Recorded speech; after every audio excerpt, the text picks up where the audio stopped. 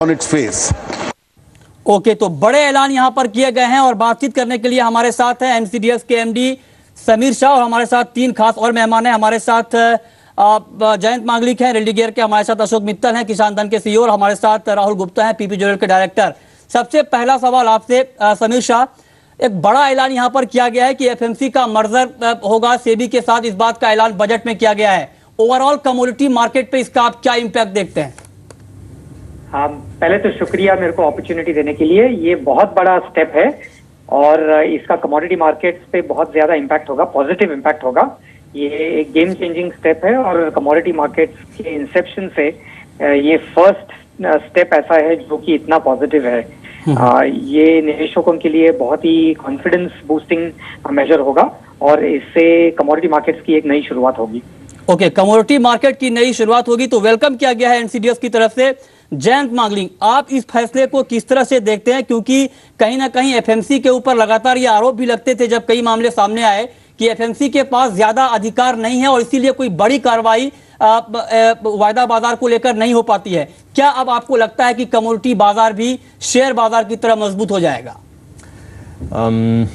अव्वल तो मैं समझता हूं कि एफएमसी ने जो काम किया है पिछले 10 साल हो गए हैं कमोडिटी मार्केट्स में, बहुत उम्दा हुआ है। तो जो कमोडिटी मार्केट का डेवलपमेंट हुआ है उसमें एफएमसी का बहुत बड़ा हाथ रहा है। इसके बाद एक समय आ गया है जब उसे ये मर्जर जो है ये एक तरह से मैं समझता हूँ ज़रूरी है। और उसकी वजह एक तो ये है कि एफसीआरए बिल पास करने में बहुत दिक्कत हुई थी, तो अब जब सेबी के साथ ये मर्जर होगा जी, तो जितने इश्यूज हैं एफसीआरए के साथ जुड़े हुए नए प्रोडक्ट्स लाने में वो काफी कुछ हद तक रिजॉल्व हो जाएंगे। तो मैं भी समझता हूँ ये बहुत बड़ा पॉजिटिव स्टेप है। चलिए, तो पॉजिटिव स्टेप है। अशोक मित्तल, आपको क्या लगता है? क्योंकि अगर हम देखें तो पिछले कुछ सालों से लगातार वायदा बाजार को लेकर शिकायतें आई हैं कि यहाँ पर गड़बड़ियां होती हैं, एग्री कमोडिटीज को लेकर खास करके। आप लंबे समय से कमोडिटी मार्केट से जुड़े हुए हैं, क्या आपको लगता है कि मर्जर के बाद कमोडिटी बाजार भी काफी ट्रांसपेरेंट हो जाएगा?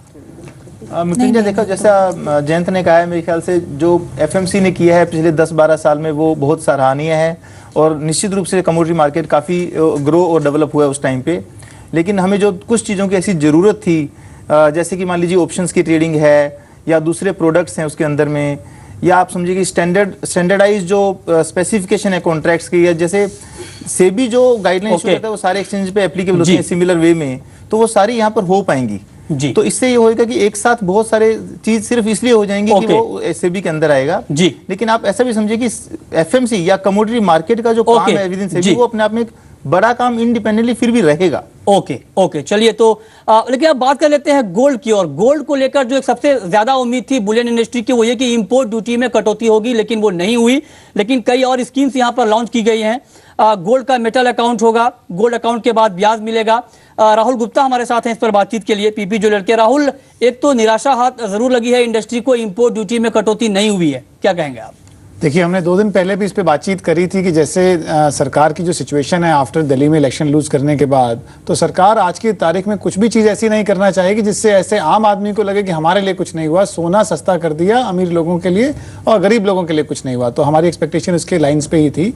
मगर फ्यूचर के अंदर अगले 4-6 महीने में जरूर गोल्ड पे ड्यूटी कम होगी, इसमें कोई दो राय नहीं है जी। और जहाँ तक की बात है गोल्ड मोबिलाइजेशन की, उसको वापस मोनेटाइज करने की, ये बहुत बड़ा स्टेप है। जो लोगों के पास अंदाजन 25,000 टन सोना घरों के अंदर रखा हुआ है वो बाहर निकाला जाए, उसको विदेशी मुद्रा में कन्वर्ट करके अंतर्राष्ट्रीय बाजार के अंदर बेचा जाए और फॉरेक्स रिजर्व्स बिल्ड करके रुपया स्ट्रॉन्ग पोजीशन में, इन्फ्लेशन कंट्रोल हो। परंतु इसमें एक बहुत बड़ा सवाल है, 2 साल से चल रहा है जो बात चल रही है गोल्ड मोनेटाइजेशन की। आम आदमी जो सोना निकालेगा, जैसे ही वो सोना निकालेगा तो बात आएगी ये काला सोना है या सफेद सोना है, ये काले धन का सोना है कि सफेद धन का सोना है, ये बहुत बड़ा सवाल आने वाला है। चलिए, बड़ा सवाल आएगा और इस पर चर्चा भी आगे होती रहेगी। बहुत बहुत शुक्रिया राहुल गुप्ता आपका, अशोक मित्तल आपका, जयंत मांगलिक आपका और समीर शाह आपका हमसे जुड़ने के लिए और बताने के लिए कि कमोडिटी बाजार को लेकर जो बड़े ऐलान हुए हैं इसका क्या इंपैक्ट होगा। छोटा सा ब्रेक, लेकिन ब्रेक के बाद भी जी बिजनेस पर, बजट पर सबसे बड़ी कवरेज जारी है।